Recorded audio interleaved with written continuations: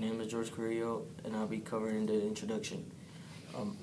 The purpose of this paper was to do a quantitative research paper to answer the questions of the difference between the number of murder rates in the United States between 2005 and 2010. Literature data was gathered from scholarly resources of the UCR and BJS, which cover national statistics of the use of weapons, gender, age, ethnicities, and how many murders were committed between this time period. This data, along with different methods of research analysis, such as literature quantitative method, was used to categorize the info and how it was used to form graph and made charts of data to answer the question above. Hi there, my name is Catherine Luzadas, and I'll be talking about the introduction to our literature review. In the introduction to the literature review, we stated the purpose of our paper. The purpose of the paper was to look at the difference between the murder rates of Utah and Nevada from the years 2005 to 2010. In this paper, we discussed the following topics: who does the killings, why do they kill, what weapons do they use, the cultural differences between Utah and Nevada, and the murder rates between the states and of those nationally. My name is Robert Harrelson, and I'm going to be talking about who commits murder. Most of the homicides are committed by older teens and young adults that are male, with blacks being disproportionately represented among homicide offenders. Victim is usually known to the offender. Homicides usually occur in large cities, with the South region of the United States being the greatest. The number of homicides are usually caused by arguments, and that is greater than any other known circumstance. Homicides are committed with guns, especially handguns. Others include arson and poison. My name is Rafael Galliano, and the section I covered is why do people commit murders. Based on the 4 scholarly articles I found 4 different motives on why people commit murders. The first is alcohol-related homicides. The study conducted was trying to find out whether or not homicides are related to alcohol. The results concluded that homicides are primarily not related to alcohol, but they're related to the demographics in which the homicides are committed. The second discusses intimate partner homicide. It concludes that males are more likely to commit intimate partner homicide due to anger, rage, and jealousy, while females are more likely to commit intimate partner homicide due to fear, desperation, and terror. The third discusses serial sexual homicide. It concludes that most of the serial sexual homicides happen because of sexual sadism, although power, control, and anger were present in every case. The third is a triple homicide. It concluded that the triple homicides are more than likely committed because of financial gains, sexual motives, and eliminating the witness. My name is George Carrillo, and I'll be covering the weapons used in murders. My information I gathered was from the UCR from 2005 to 2010, and the widely used weapons were firearms, which included handguns, rifles, shotguns, and pistols.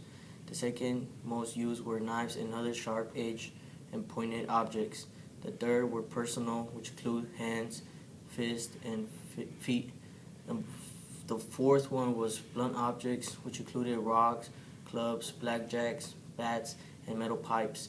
The fifth were other, which include chains, poison, medication, BB guns, and other objects. My name is Catherine Luzadas, and I'll be covering the cultural differences between Utah and Nevada. To compare Utah and Nevada, one must look at the cultural makeup of each state, such as population, cultural issues such as religion and drug use. In population size, Utah and Nevada are similar, with Utah having a population of 2.8 million and Nevada 2.7. Yet the amount of murders committed is higher in Nevada, with 141 murders committed compared to the 54 in Utah for the year of 2011. This continues to show the trend of Nevada having a higher murder rate, almost triple of Utah.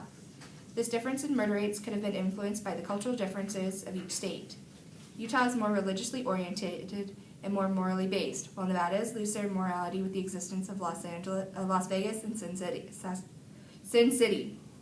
Studies have shown that the Church of Jesus Christ of Latter-day Saints, LDS, has influenced Utah's culture for over 100 years in both education, government, and social norms. Much of Utah's education is shaped by LDS values due to lobbying in government and parental influences in both public and private education. But in the last 10 years, there has been an influx of non-LSD beliefs and values in schools. And this may be the cause of Utah's youth having a greater participation in gangs.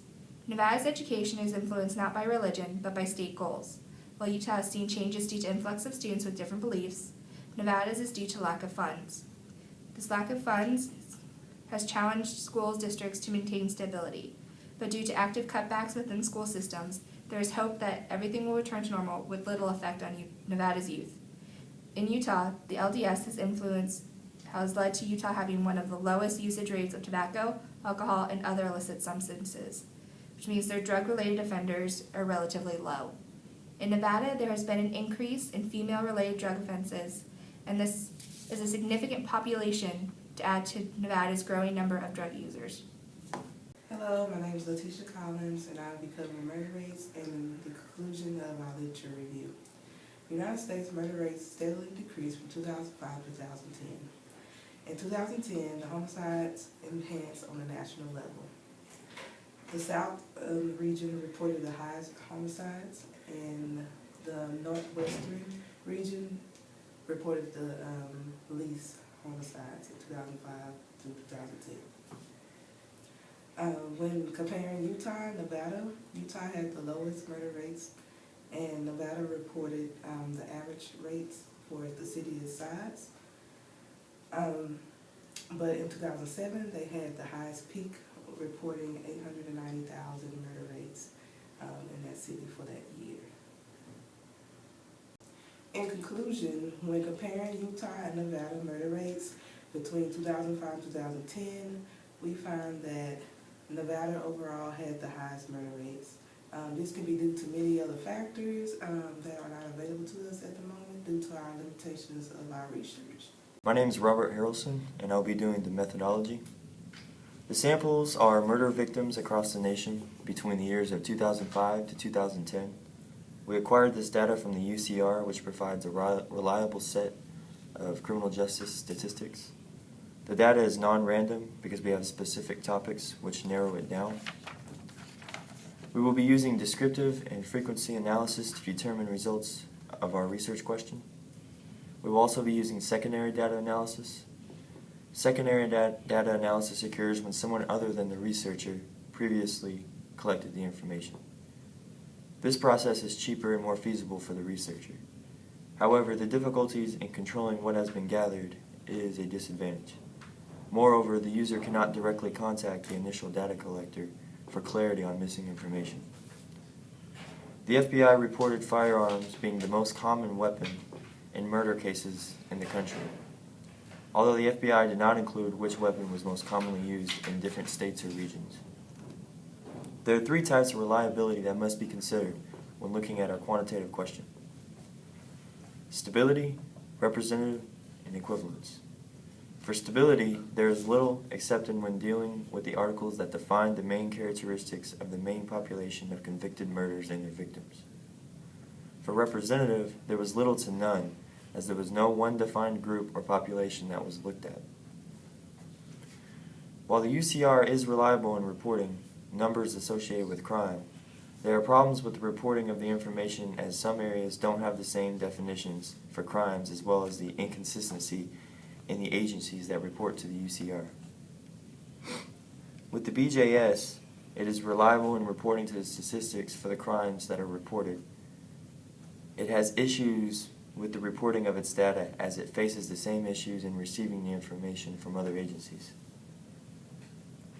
For equivalence reliability, or the use of multiple measurement indicators, many of the articles were the only consistent in measurement when based on the UCR and BJS data to support their findings.